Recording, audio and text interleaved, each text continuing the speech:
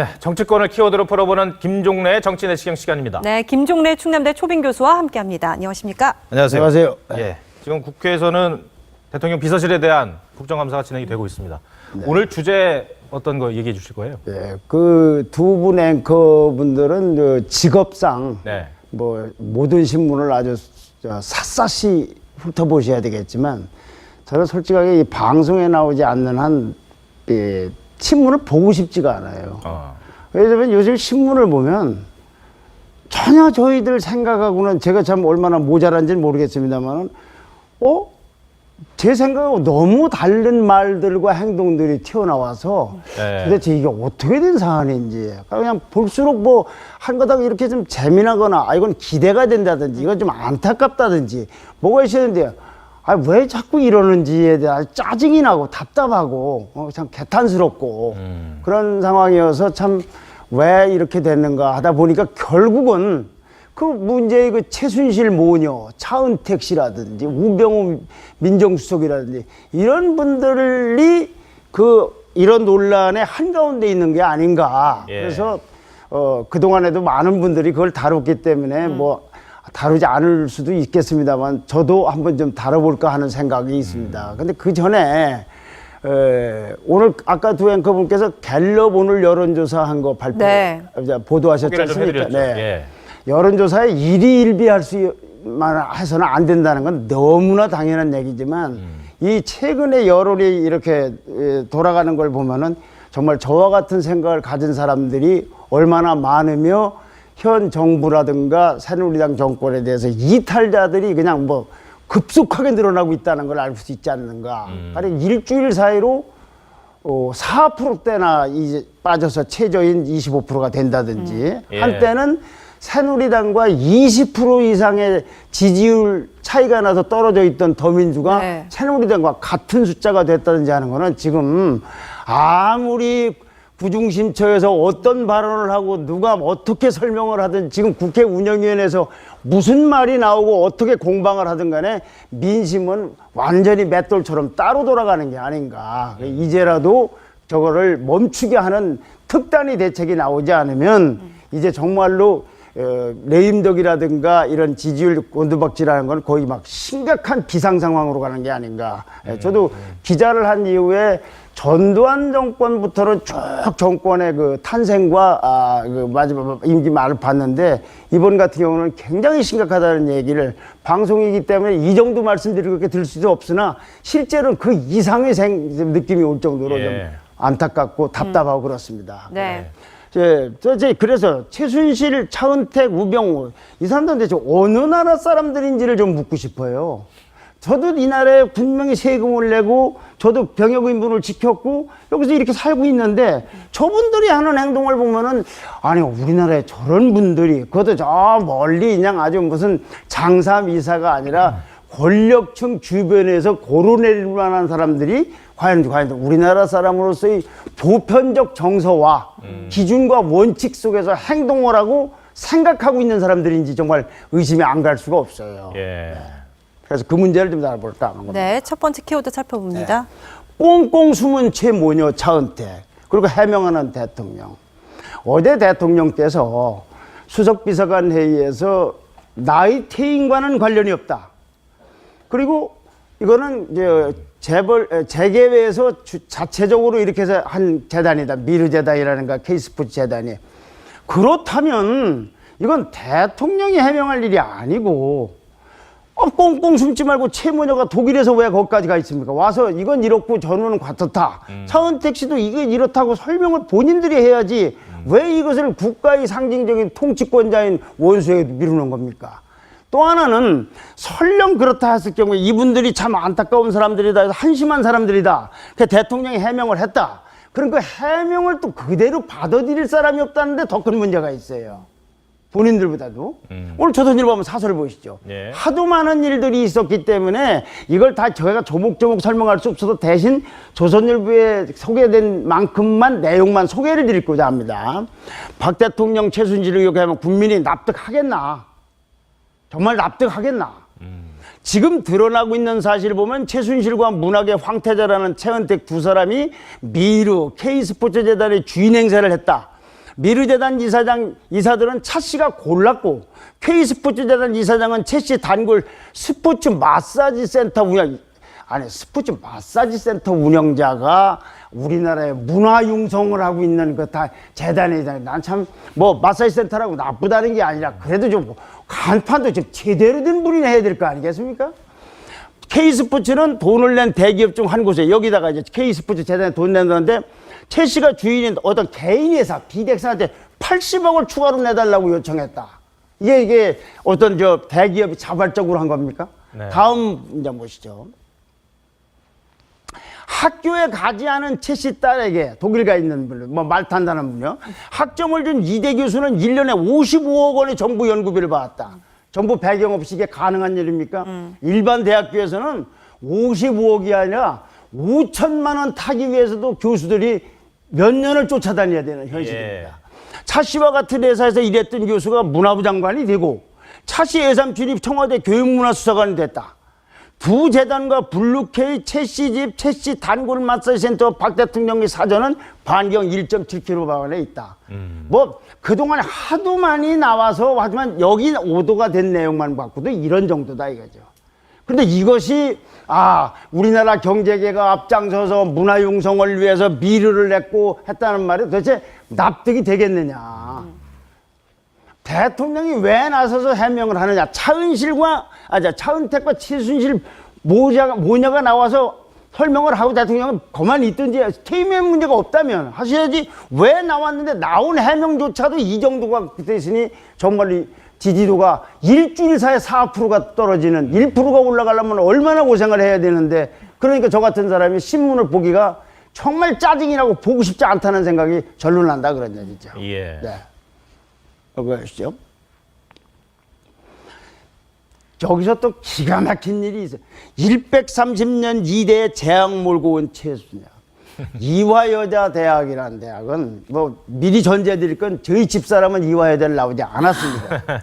혹시라도 또 어떤 생각들을 하실지 몰라서. 근데 이화여자대학이라는 건 우리나라의 정말 여성교육이라든가 정말 상징으로 너무나 소중한 대학입니다. 지금 뭐 남녀공학을 하는 논란도 있을 수 있지만 이대가 갖고 있는 한국 근세사 현대사에서의 의미라는 건 정말로 남다릅니다. 외국에 이런 대학이 없을 정도로 유명한 대학인데 130년 역사에서 지난번에 왜 미래교육하는 재단 대학 만든다는 미래라이프 대학 하는 거는 논란이 있을 수 있지만 아니 무슨 대학이 학칙을 바꾸고 학장이 개입을 하고 그 학장의 남편은 무슨 말 담당으로서 무슨 공정성 있는 기관의 이사장으로 응모를 하고 급기야는 총장이 그만두는 일이 달아졌다.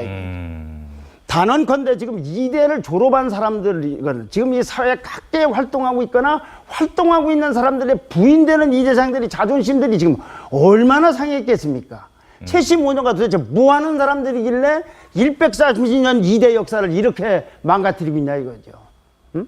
말 타고 승마가 뭐가 그렇게 중요하길래 130년 동안 우리나라 여성교육에 최선봉을 섰던 가장 국민적 자부심을 갖고 있는 대학을 이렇게 만드느냐. 그리고 이분들은 교수 보고 교수 같지 않으니 기니하고 거기다 학점을 준 사람은 정부 교감을 55억이나 타고 총장이 물러나야 되고 이대가 부조각이라고. 이 사람들 도대체 어떤 책임을 지려고 이러고 있는지를 모르고 왜 그리고 독일까지 가 있습니까? 해명할 게 있으면 해명하고 처벌받으려면 처벌을 받아야 되는 것이지. 네. 참 안타까운 일이에요. 안타까운 일. 네. 자, 세 번째 볼까요? 네. 나 없이 청와대 안 돌아간다는 우병우. 그래 내가 국회에 못 가는 게 국회는 하루 열리는데 운영이 가령 한나절이라도 이불이 빠지면 청와대가 안 돌아가는 듯한 요지로 증인 출석 못한다는 사유서를 냈는데 조선일보 오늘 보시죠. 네. 보여주세요. 야당 본인 없인 청와대 안 돌아간다니. 국민의당 박지원 비대위원장도 우수석은 검찰을 수사를 받으면서 자기 수사 내용을 검찰로부터 보고받고 있는데 이런 수사를 핑계로 자기에 관한 수사를 보고받는 걸 핑계로 해서 불출석했다는 건 뻔뻔한 물로 뭐 대통령에게 엄청난 부담을 주는 파렴치한 행동이라고 했다. 이것이 비록 야당 주장이지만 이렇게 주장하는 거에 대해서 동조하는 국민이 많겠습니까? 아니면 나 없으면 청와대 안 돌아간다고 하는 불축적 사유서를 그대로 믿는 국민이 많겠습니까? 정말 이 우수석의 문제도 보통 심각한 문제가 아니에요. 국민이 대표기관인 국회에 와서 잠깐 설명하는 것이 그 우수석 아니면 청와대가 안 돌아간다는 이런 생각도 기가 막히고, 그래서 어쩔 수 없이 야당 주장이지만 소개를 하면서 좀 시청자들은 어떤 생각을 하고 있는지 묻고 싶습니다. 네. 모두 불출석했습니다. 지금 저희가 화면에 보여드리는 게 국회 운영위 국정감사 현장 모습입니다. 네. 지상욱 의원이 뭔가 질의를 얘기를 하고 있습니다. 네, 우병우 수석이 나와야 할 자리인데 나오지 않았고, 이에 대해서 장정숙 의원이 의사진행 발언으로 우병우 그 수석의 불출석에 대해서 문제 제기를 했고, 이제 지금 지상욱 의원의 질의가 이어지고 있는 상황입니다. 세 번째 키워드 볼까요? 자, 네 번째 좀 청와대 내부 행사에 보여주시죠. 네. 자, 여기서 이제 이런 문제가 우리나라에 있을 때, 우리나라는 법치국가이기 때문에 결국은 수사 권력을 갖고 있고 독자적인 공소권을 갖고 있는, 기소권을 갖고 있는 검찰에서 이 문제를 마무리돼야 되는데, 자, 이 검찰 수뇌부가 이 16개월 후에 어떤 일이 벌어질지 상상하고 있는지 모르겠어요. 이 16개월 후라는 건 뭐냐면 현 대통령 퇴임 후를 얘기하는 겁니다. 지금 현재 김수남 총장은 내년 12월 1일이면 임기가 끝납니다. 이분들이 과연 지금 이렇게 수사하고 넘어갔다고 해서 이 문제가 저런 식으로 해서 수사 받을 사람한테 보고를 해가 하면 수사로서 이 일이 끝난다고 보는지, 덧붙여 하나 지적하려고 싶은 건 김주현 대검 차장입니다. 네. 그 특별수사팀이 압수수색을 하러 갔더니 그 집에 살고 있는 분은 진경준 검사장하고 거래를 했던 진경준 검사장의 처갓집과 부동산 매매 거래를 했던 김정주 씨 아버지 집이라는 거 아닙니까? 그런데 김수남 총장은 그 압수수색을 하러 갔다가 김지원 대검차장 집이라는 걸 나중에 보고를 받았다고 그러는데, 이런 일이 있으면 당연히 김지원 대검차장은 내가 사실은 그 김정주 씨 아버지 집 아파트를 정상 가격으로 내가 샀다는 걸 미리 보고를 하고 설명을 해서 이런 일이 없어야지, 나중에 보니까 나는 뭐 정당한 절차를 했다고 하면 이 말에도 그러니까 신뢰성이 사라진다는 얘기죠. 언론도 왜 이 부분을 그렇게 크게 보도를 하지 않는지 모르겠습니다만은, 그게 비록 정상한 가격으로 샀다 하더라도 과연 대검 차장이 김정주 씨 아버지 집을 샀다는 사실이 뒤늦게 압수수색을 하러 갔다가 발견되는 것이 이게 정상적인 일인가. 지금 현재 검찰 수뇌부들이 정말로 이 임기가 끝난 2018년 2월 25일 이후에 어떤 일이 벌어질 것인지를 정말 상상이나 하고 생각이나 하면서 이 수사를 하고 있는지 정말로 답답합니다. 네. 다섯 번째 키워드도 좀 살펴보도록 하겠습니다. 새누리 재집권 가능할지 자문해보기는. 자, 이제 여기는 위에 부분들은 어차피 정권을 재창출하는 것과 관련되어 있는 정당인들이 아닙니다. 새누리당은 박근혜 정부가 끝나더라도 누군가 후보를 내세워서 재집권을 위해 도전을 할 정당이란 말이죠. 다른 분들은 다 임기가 끝나면 그만둔다 하더라도 그 새누리당은 정말로 이 정권에서는 이렇다고 하지만 다음에 강력하게 떠오르고 있는 야당과 경쟁을 해서 집권할 가능성이 몇 프로나 되는지 정말 자문하고 있는데, 친박이고 비박이고를 떠나서 오늘 중앙일보 칼럼을 한번 보시죠. 네. 가라사대당이 된 새누리당, 새누리당을 따라다니는 오명은 누구 가라사대당이다. 보시죠. 지난달 뉴욕을 방문한 정진석 원내대표가 전했던 반기문 사무총장 가라사대, 내년 1월 중순이 이전에 귀국하였다고 하니까 새누리당을 한바탕 요동을 쳤다. 반기문 씨 말 한마디에 네가 왜 그 말을 하냐, 우리가 원래 모셔야 된다면서 싸움이 벌어지고 할 거, 이 가라사대 한마디로 그랬다 이거죠. 또 다른 가라사대 넣으시죠. 새누리당은 JP 가라사대당이기도 하다. 충청권의 어르신이신 김종필 전 총리가 대선에서 누구를 지지한 걸 두고 JP가 라고 말을 전하기에 바쁜 의원들도 있다. 자기네들 보이스로 자기네들이 고민을 하고 자기네들이 정말로 홀로 서기를 하는 것이 아니라 누구 가라사대로만 하고 있다는 얘기죠. 근데 마지막에 또 기가 막힌 칼럼입니다.